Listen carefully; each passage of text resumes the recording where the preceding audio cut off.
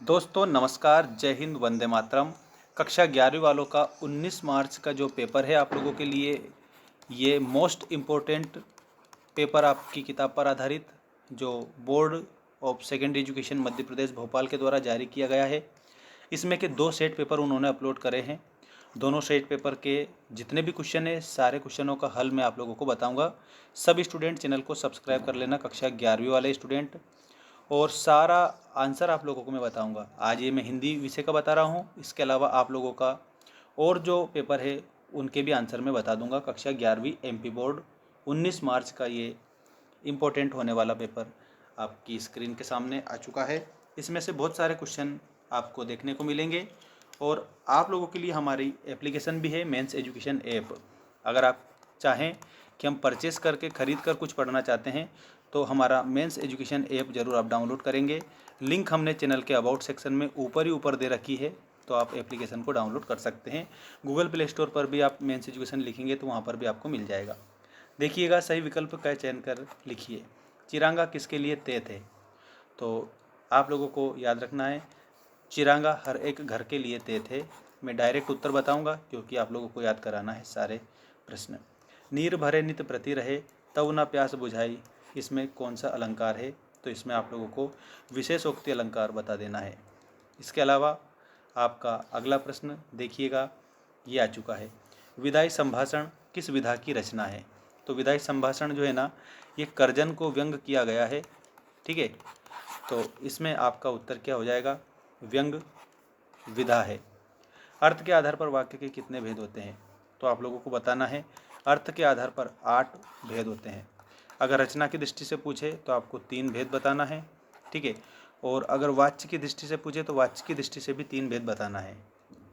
लेकिन यहाँ पर अर्थ के आधार पर पूछा है तो अर्थ के आधार पर 8 भेद होते हैं। पर्जन्य का अर्थ क्या है? यहाँ पर आप लोगों को पर्जन्य का अर्थ कमेंट करके बताना है, क्योंकि ये कमेंट बॉक्स आप लोगों के लिए ही यूट्यूब वालों ने बनाया है। आपके 4 ऑप्शन इस प्रकार हैं, नदी, पहाड़, बादल और सूर्य। देखो, इसमें से 2 ऑप्शन में घटा देता हूँ, आप लोगों के लिए सुविधा हो जाएगी। नदी भी नहीं है और सूर्य भी नहीं है। इन दोनों ऑप्शन में से एक है, कमेंट करके बता देना। जिसका भी कमेंट पहले आएगा नेक्स्ट वीडियो में उसका नाम कमेंट सहित मैं लूँगा। ठीक है, देखिएगा नेक्स्ट क्वेश्चन, किसी सामग्री से उसकी अशुद्धियों को दूर करके उसे पठनीय बनाना। पठनीय बनाने का मतलब होता है पढ़ने लायक बनाना। ठीक है ना, पठनीय बनाना क्या कहलाता है? तो उसको संपादन कहते हैं। ठीक है, क्या कहते हैं? संपादन कहेंगे। इसके बाद में प्यारे विद्यार्थियों, सभी स्टूडेंट्स से एक रिक्वेस्ट है कि आप चैनल को सब्सक्राइब जरूर करेंगे, क्योंकि सब्सक्राइब करने में आपका 1 रुपया भी नहीं लगता है और ना ही लाइक करने में लगता है। तो चैनल को सब्सक्राइब कर लीजिएगा और घंटी की बटन को ऑल पर रखना। देखो प्रश्न अगला, घर की याद कविता ऋतु में लिखी गई है। तो घर की याद आप लोगों की वर्षा ऋतु में लिखी गई है। इसके बाद में व्यभिचारी भाव भी कहते हैं। व्यभिचारी भाव किसे कहते हैं? तो इसमें आप लोगों को याद रखना है, संचारी भाव को व्यभिचारी भाव भी कहा जाता है। और प्यारे विद्यार्थियों, आप लोगों के लिए एक बात मैं बता देता हूँ, संचारी भाव की जो संख्या है ना, ये 33 मानी गई है। इसके अलावा डॉक्टर नगेंद्र ने को पुनर्जागरण काल कहा है। तो इसमें भारतेंदु युग को पुनर्जागरण काल डॉक्टर नगेंद्र ने कहा है। इसके बाद में सरकारी कामकाज की भाषा को कहते हैं। सरकारी कामकाज की जो भाषा होती है उसे राजभाषा कहा जाता है। राजभाषा आप इसमें करेक्ट उत्तर बताएंगे। इसके बाद तातुस थे। तातुस क्या थे? शिक्षक थे, कृषक थे या लेखक थे? तो इसमें आप लोगों को कंप्लीट याद रखना है। तातुस याद रखना, वो एक शिक्षक थे। ठीक है, और कभी कभी लिखते थे, ये भी आपको याद रखना है।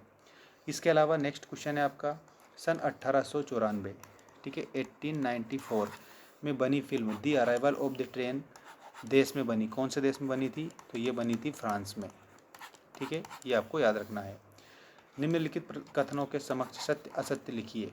देखिएगा, यहाँ पर आपके सही गलत लिखना है आप लोगों को। इसके बाद हम जोड़ी देखेंगे।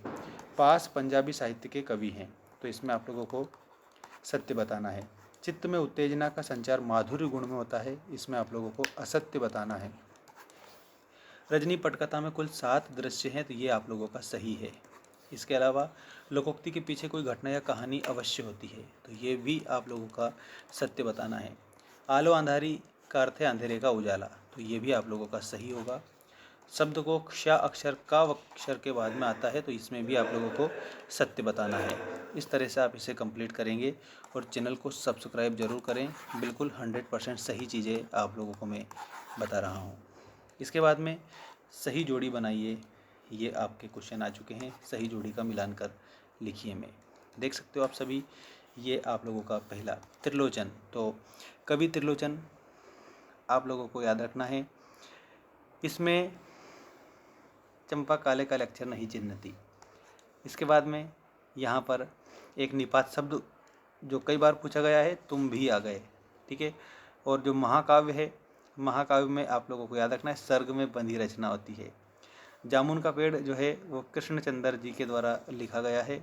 और इसके बाद में यहाँ पर जो अक्क महादेवी जो दिया है, इनका लिखेंगे हे भूख मत मचल, ठीक है ना। और इसके अलावा आप लोगों को प्रबोध कुमार दिया ना, यहाँ पर प्रबोध कुमार लिखा है आपके सामने। तो प्रबोध कुमार में आप लोगों को क्या बताना है? प्रबोध कुमार में आप लोगों को आलो अंधारी बताना है। और अनुस्मारक जो है ना, इसमें आप लोगों को क्या बताना है? अनुस्मारक में रिमाइंडर आप लोगों को बता देना है।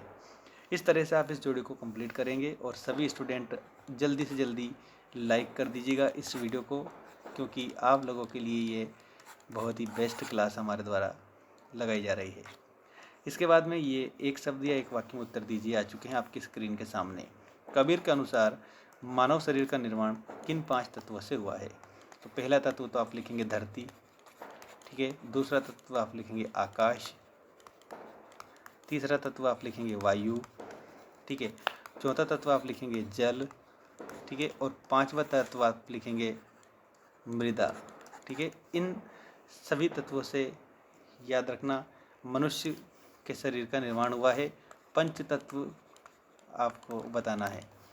आचार्य विश्वनाथ के अनुसार काव्य की परिभाषा लिखिए। आचार्य विश्वनाथ के अनुसार आप लोगों को रसात्मकम वाक्यम काव्यम बता देना है। रसात्मकम वाक्यम काव्यम, ठीक है। रसात्मकम वाक्यम काव्यम ये आचार्य विश्वनाथ जी के अनुसार काव्य की परिभाषा है। न्याय के मैदान में किन किन के बीच युद्ध ठन गया था?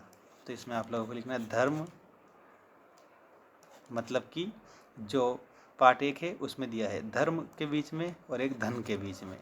धर्म और धन के बीच में युद्ध ठन गया था, ऐसा आप उत्तर में याद रखना। इसके बाद में देखिए नेक्स्ट क्वेश्चन, अपू की माँ का नाम क्या था? तो अपू की माँ का नाम सर्वजया था, ठीक। राग मालकोस किसे कहते हैं? ये लंबा चौड़ा क्वेश्चन है, इसको आप याद करके जाएंगे। संकेत वाचक वाक्य का एक उदाहरण लिखिए। अगर तुम पढ़ोगे तो सफलता मिलेगी, ठीक है। ये संकेत दे दिया है, अगर तुम ऐसा करोगे तो ऐसा होगा, ठीक है ना। खोजपरक पत्रकारिता क्या है? जिसमें विभिन्न प्रकार के अनुसंधान किए जाते हैं, विभिन्न प्रकार की खोज की जाती है, उसे खोजपरक पत्रकारिता कहते हैं, ठीक है। तो ये कक्षा 11वीं वालों के लिए मैंने एक सेट बता दिया है। इसके बाद एक और मैं आप लोगों को बताऊंगा। आप सभी के लिए ये बेस्ट साबित होगा। चैनल को आप सब्सक्राइब करके रख लेंगे।